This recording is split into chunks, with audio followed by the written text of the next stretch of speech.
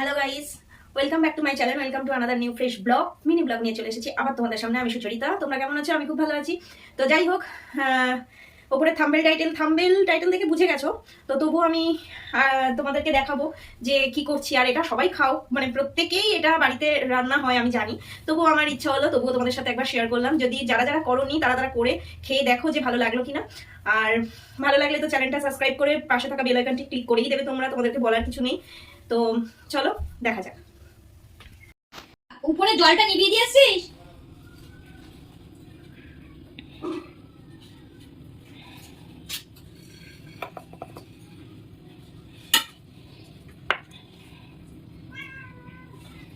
ভাত গরম এখন।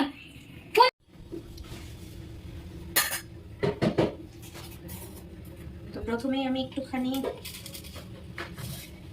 দেখতেই পাচ্ছি দেখো, 5 ফোড়ন অল্প করে সোমবারা দিয়ে নিচ্ছি।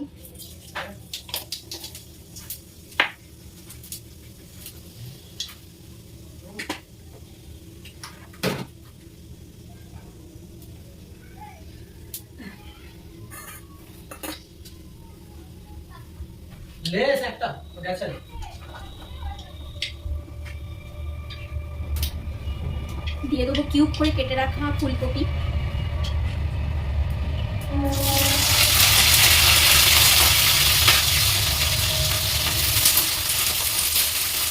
আর সাথে দেবো বিট।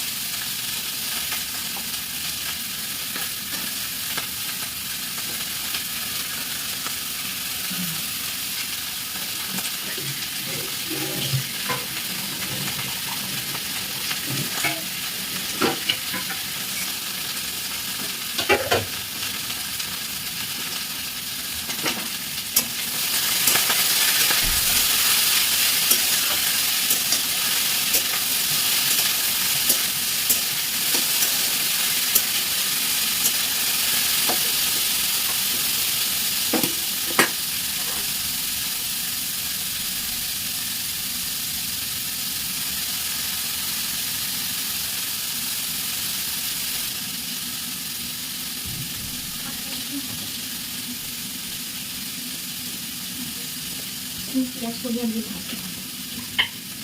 নুন দিতে হবে।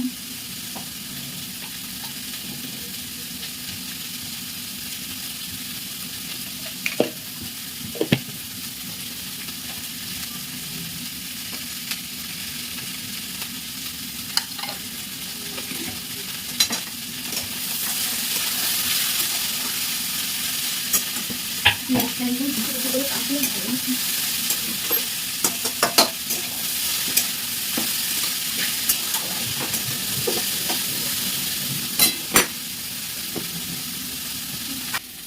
তোমাদের দেখিয়ে দিই যে ভাজাটা কত দূর হয়েছে। এই দেখো,